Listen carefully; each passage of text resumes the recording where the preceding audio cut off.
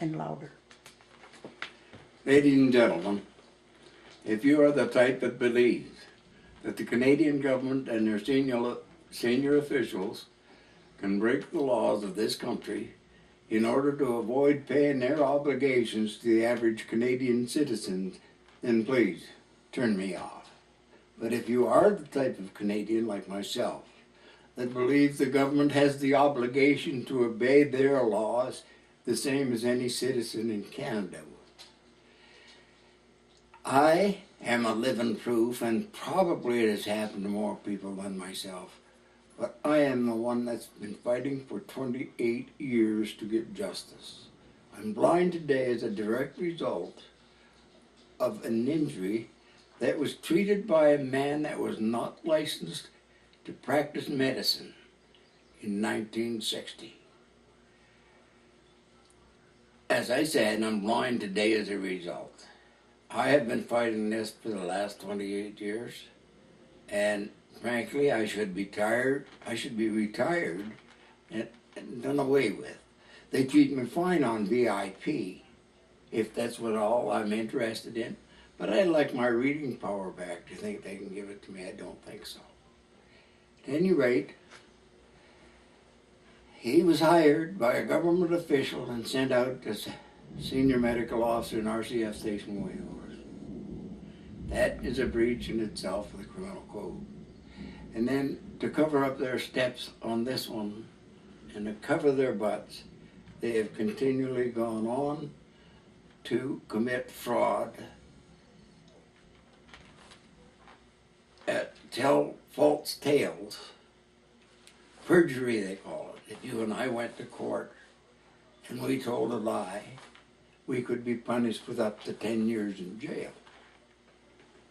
These people have been away for the last 28 years of committing fraud, deceit, and perjury. Well, me, a veteran of the Korean War, age of peacekeeping in 1967, and service to my country for 23 years and 8 months, and I'm being thrown away like a piece of garbage. You hear the Prime Minister tell you on his broadcast how much they owe the veterans. I just want you to know just how they really feel about the veterans. They keep denying, and they keep denying, and they will not accept the responsibility of breaking their own laws.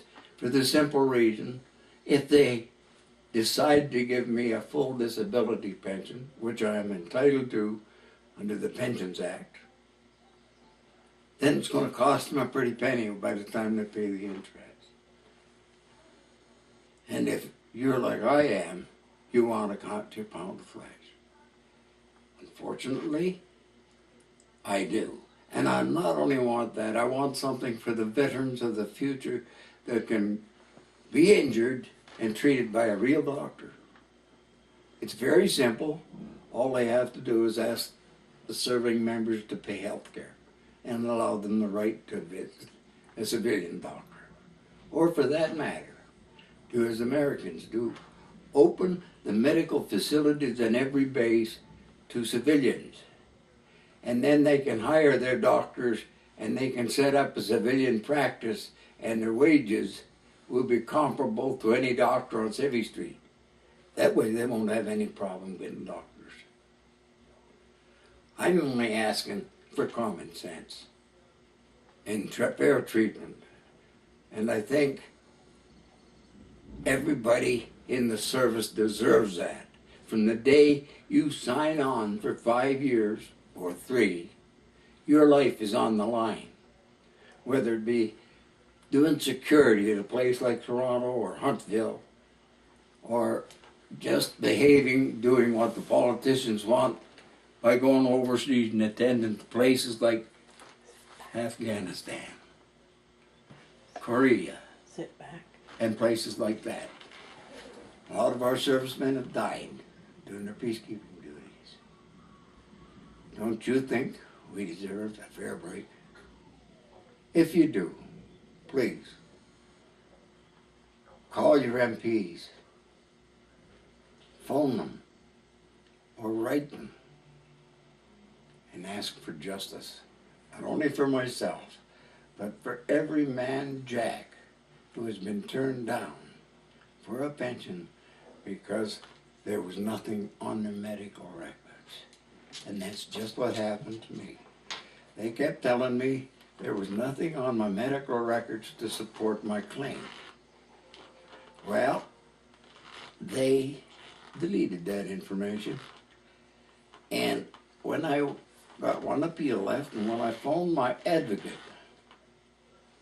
she informed me that I had to get a letter from a doctor, and I should send my medical records to a doctor and ask him if he'll write a letter telling me that the treatment the doctor rendered on my eyes was not right.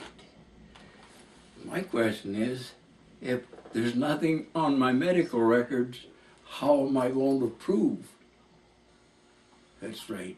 And what is the doctor going to base his opinion on? To me, ladies and gentlemen, it's time to straighten up. Veterans Affairs should be looking after the veterans. And the Department of National Defense should be looking after defense.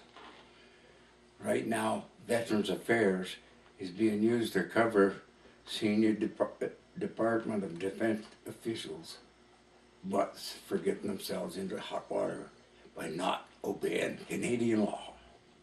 Thank you.